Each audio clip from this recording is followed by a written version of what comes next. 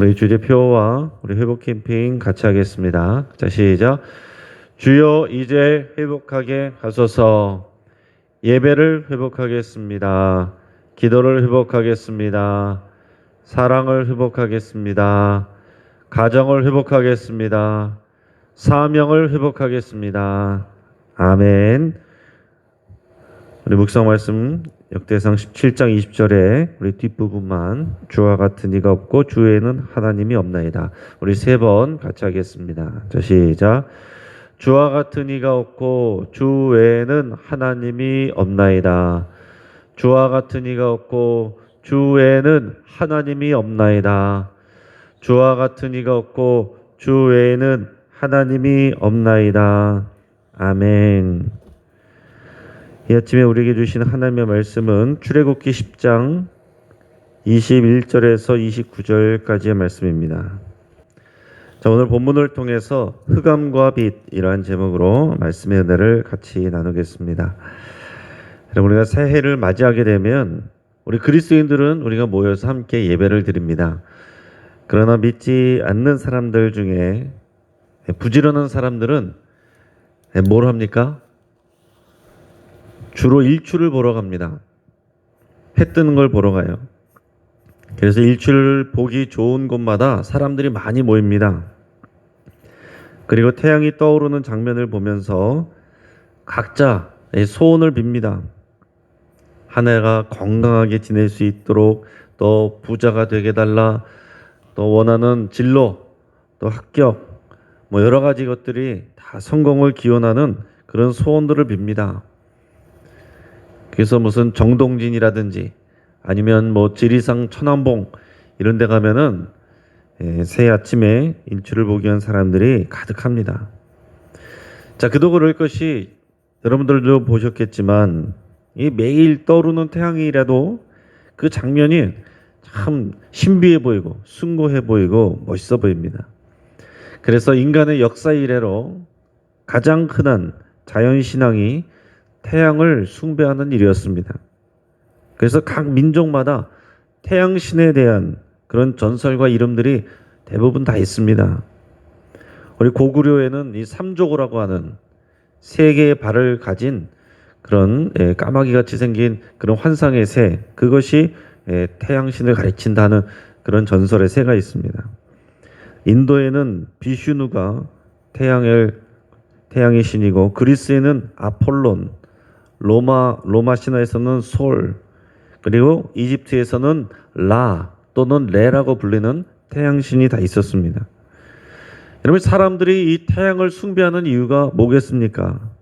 빛 때문이에요. 태양이 빛을 준다라고 여기기 때문에 그렇습니다.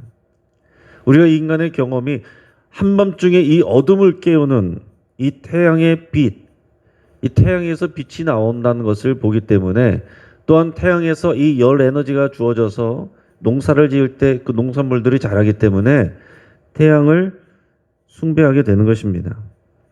자, 애굽은 다신교 민족인데 그 중에서도 가장 주된 신, 대장신은 태양신이었습니다. 앞에서 얘기한 것처럼 태양신을 라 또는 레라고 불렀는데, 나중에 이 바람과 공기의 신인 아문, 이것과 합쳐져서 나중에는 아문레라고 불리게 됐습니다. 또한 애굽의 바로는 자기 자신이 이 태양신의 아들이다 이렇게 생각하고 이렇게 말하고 가르쳤습니다. 그리고 자기가 이 태양신의 대리자다 이렇게 여겼습니다. 이 9번째 재앙은 그래서 이 바로 애굽의 주신인 태양신에 대한 심판을 보여주고 있습니다. 오늘 본문 말씀 출애굽기 10장 21절에서 23절까지 말씀을 우리 같이 읽겠습니다. 시작. 여호와께서 모세에게 이르시되 하늘을 향하여 내 손을 내밀어 애굽 땅 위에 흑암이 있게 하라. 곧 더듬을 만한 흑암이리라. 모세가 하늘을 향하여 손을 내밀매 캄캄한 흑암이 3일 동안 애굽 온 땅에 있어서 그동안은 사람들이 서로 볼 수가 없으며 자기 처소에서 일어나는 자가 없으되 온 이스라엘 자손들이 거주하는 곳에는 빛이 있었더라. 아멘. 자, 하나님께서는 모세에게 하늘을 향하여 손을 내밀라 이렇게 얘기하셨습니다. 자, 그러자 애굽 온 땅에 흑암이 생겼습니다. 근데 이 흑암은 오늘 표현에서 보면은 더듬을 만한 흑암이다 이렇게 되어 있는데, 이 원문의 문자적인 뜻은 사람이 느낄 만한 어둠이다 이런 뜻입니다. 자, 이 말은 아무튼 일상적인 이런 우리가 매일 흔하게 밤마다 보는 그런 어둠이 아니라 범상치 않은 그런 특별한 어둠이라는 것을 의미하고 있습니다. 그러니까 밤에만 나타나는 것이 아니라 낮에도 온종일 이렇게 캄캄한 흑암이에요. 그래서 22절에서는 캄캄한 흑암이라고 표현하고 있는데요. 이 흑암이 애굽에 3일 동안 지속되었다라고 기록하고 있습니다. 그리고 23절에 보면 얼마나 흑암이 심했는지 사람들이 얼굴을 서로 볼 수가 없었고, 아예 사람들이 자기 처소에서 일어나는 사람이 없을 정도였다라고 기록하고 있습니다. 그러니까 아무런 활동도 할 수 없는 그런 극심한 어두움, 극심한 흑암. 이거는 사람들에게 단지 불편함을 주는 정도가 아니라 두려움을 주는 일이었습니다. 그래서 자신들이 믿고 숭배하는, 그리고 자신들이 다스리는 이 파라오가, 이 바로가 태양신의 대리자이고 태양신의 아들인데 태양이 빛을 잃고 바로도 아무것도 할 수 없는 이런 상황이 된 것입니다. 그래서 어떤 학자는 이 어둠의 원인을 아마 엄청난 모래폭풍이었을 것이다 이렇게 추측하기도 합니다. 자, 그냥 일반적인 어둠이라면은 횃불을 들고 서로 얼굴을 볼 수 있습니다. 그런데 서로 볼 수도 없는 흑암이라고 한다면은 모래폭풍으로 설명할 만합니다. 또한 이스라엘 백성들이 머무는 고센 땅에만 햇빛이 있었다라는 것을 설명할 합리적인 이유도 모래폭풍이 고센 땅 외 지역까지 미쳤다 이렇게 얘기할 수도 있습니다. 뭐 물론 아닐 수도 있는데 그렇게 설명할 때 우리가 그것을 또 합리적으로 이해할 만하다라는 얘기입니다. 그러니까 모래폭풍이었다고 할지라도 그것은 일상적인 일이 아니고 그것도 초자연적인 현상입니다. 그리고 하나님의 명령을 따라서 모세가 하늘로 손을 폈을 때에 이런 흑암이 일어났다라는 것 분명히 하나님의 역사인 것을 나타내고 있습니다. 자, 지금까지 하나님은 이 바로가 하나님의 명령을 거절함에 따라서 재앙의 수위를 계속 높여 가셨습니다. 그 재앙들은 애굽인들이 숭배하는 우상들과 다 관련되어 있다라고 그랬습니다. 하나하나 하나님께서 격파하시고 이것들이 진짜 신이 아니고 여호와 하나님이 진짜 하나님이다라는 거, 여호와 하나님 외에는 다른 하나님이 없다라는, 다른 신이 없다라는 것을 보여주고 계신 것입니다. 그리고 이제 막바지 가서는 태양신을 치는 것입니다. 태양신, 너희들이 태양신을 섬기는데 이 태양도 하나님의 피조물일 뿐이지 하나님께서 가리시면은 너희에게 절대로 이 태양이 빛을 줄 수 없다 라는 것을 보여주고 계신 거예요. 또한 태양은 빛의 근원도 아닙니다. 우리 창세기에서 보면 하나님께서 창조 사역을 하실 때 가장 먼저 창조하신 것이 뭐였습니까? 빛이었습니다. 그러면 태양을 먼저 창조하신 것이 아니라 빛을 먼저 창조하셨어요. 그리고 이런 1월 성신, 이런 하늘의 태양과 달과 별들은 넷째 날에 지었습니다. 그러니까 빛이 먼저 있었어요. 그러니까 태양이 빛의 근원이 아닙니다. 사람들은 태양이 이 빛과 열 에너지를 준다고 생각하기 때문에 태양을 섬기고 숭배했지만은 그것을 지으신 이도 하나님이시고 또 그 빛 자체를 창조하신 분이 하나님이십니다. 하나님은 지금 애굽의 바로와 백성들 그리고 이스라엘 백성들에게 그 사실을 가르쳐주고 계신 것입니다. 이 흑암으로 인한 고통이 심해지니까 애굽의 바로는 다시 모세를 불러서 타협안을 제시합니다. 24절 말씀을 같이 한번 읽겠습니다. 같이 시작. 바로가 모세를 불러서 이르되 너희는 가서 여호와를 섬기되 너희의 양과 소는 머물러 두고 너희 어린 것들은 너희와 함께 갈지니라. 아멘. 자, 이 바로의 타협안은 뭐냐? 너희가 가서 제사를 드려라. 너희 어린 자녀들까지 처자식까지 다 데리고 가라. 이제 허락한다. 그런데 너희의 양과 소는 놔두고 가라. 이렇게 얘기하는 것입니다. 자, 이스라엘 백성들은 목축을 하는 사람들이에요. 목축을 하는 사람들에게 양과 소는 재산입니다. 재산 그 자체예요. 그게 무슨 얘기입니까? 너희 재산은 놔두고 가라는 것입니다. 이스라엘 백성들이 당연히 밖에 나가서 제사를 드렸지만은 재산을 놔두고 오면 어떻게 하겠습니까? 재산 있는 애굽으로 다시 돌아오려고 하겠죠. 그래서 모세는 지혜롭게 이렇게 대답을 합니다. 25절 26절 같이 읽겠습니다. 시작. 모세가 이르되 왕이라도 우리 하나님 여호와께 드릴 제사와 번제물을 우리에게 주어야 하겠고 우리의 가축도 우리와 함께 가고 한 마리도 남길 수 없으니 이는 우리가 그 중에서 가져다가 우리 하나님 여호와를 섬길 것임이며 또 우리가 거기에 이르기까지는 어떤 것으로 여호와를 섬길는지 알지 못함이니이다 하나. 자, 이게 무슨 말인가 하면 이스라엘 백성들의 제사는 짐승을 잡아서 태워서 하나님께 드리는 그런 방식입니다. 그렇기 때문에 자신들의 양과 소를 반드시 가져가야 된다는 것을 말하고 있는 거예요. 우리는 이 제물을 우리가 기르던 가축을 잡아서 하나님께 제물로 올려야 되기 때문에 우리의 양과 소를 가져가야 됩니다. 이렇게 얘기를 하는 거예요.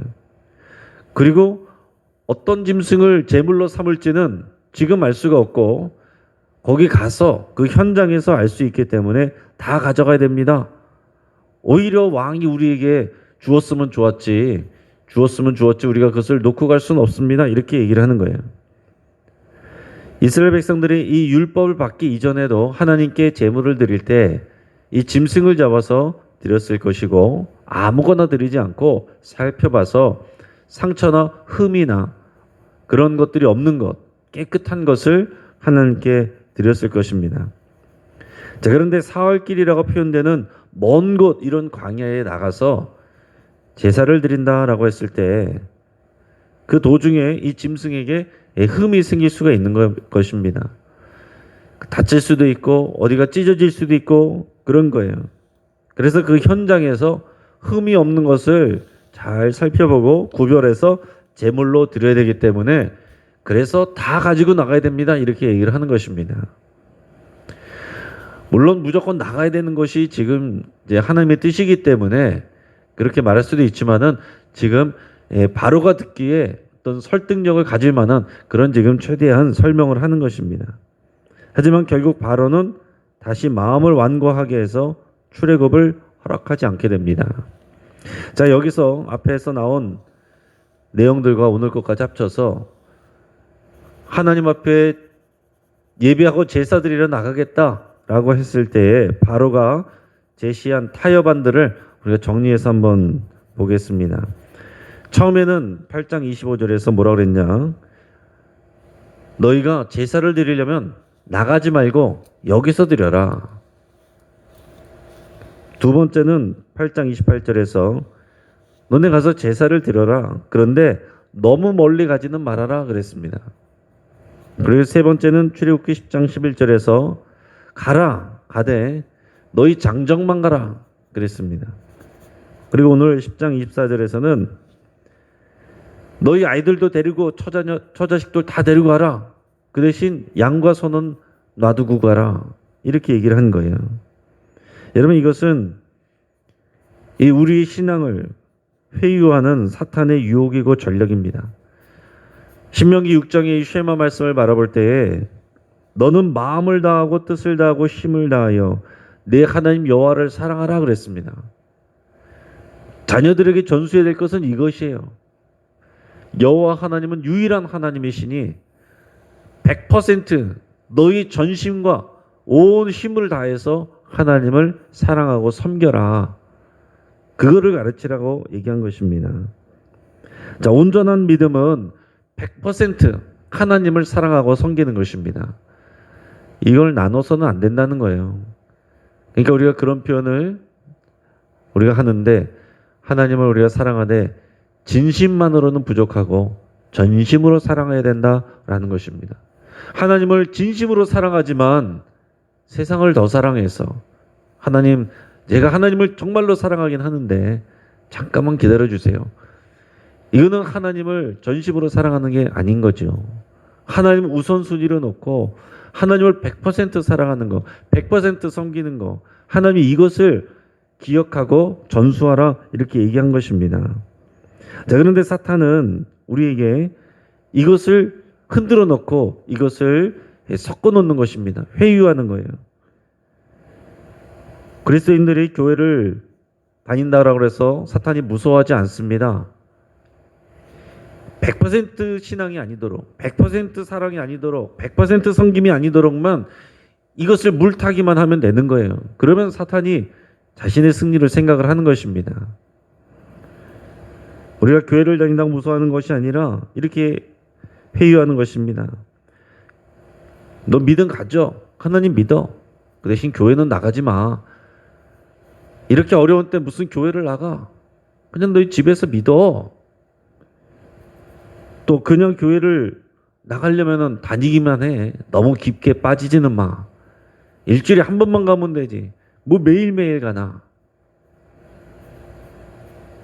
믿으려면 어른들만 믿고 애들은 놔둬. 애들은 종교의 자유가 있고 자기가 스스로 선택하게 놔둬야 되는 거야.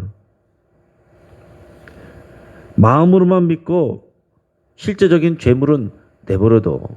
하나님이 무슨 재물을 달라고 그래? 마음만 드리면 되는 거야. 자, 지금도 이 바로가 회유했던 그 얘기들을 지금도 여전히 우리에게 사탄이 우리 주변의 사람들을 통해서 가족들을 통해서 우리 안에 올라오는 생각들을 통해서 그렇게 말하고 있는 것입니다. 그렇기 때문에 지금도 이 바로의 유혹은 현재 진행형이에요. 사람들은 여전히 이런 말에 잘 넘어집니다. 사람들은 빛을 만드신 하나님을 100% 섬기지 않으면서 한낮 피조물인 태양을 바라보면서 손을 모으고 기도를 하고 그 태양이 떠오르는 것을 보기 위해서 정말 열심을 다하고 피곤한 줄도 모르고 달려갑니다. 여러분, 우리가 기억하기를 바랍니다. 하나님은 애굽에는 흑암을 주시고 하나님의 백성이 있는 곳에는 빛을 주셨어요. 하나님이 없는 것과 또 하나님을 인정하지 않는 곳에는 그 결과가 흑암인 것이고 하나님을 믿고 사랑하고 섬기는 곳에는 빛이 임하는 것입니다. 그래서 예수님은 스스로를 나는 생명의 빛이다 이렇게 표현하셨어요. 그리고 요한복음 1장에서도 보면은 예수님은 생명이고 그 생명은 빛이다. 그 안에 빛이 있다. 그 빛이 모든 사람들에게 비쳤다. 이렇게 표현하고 있습니다.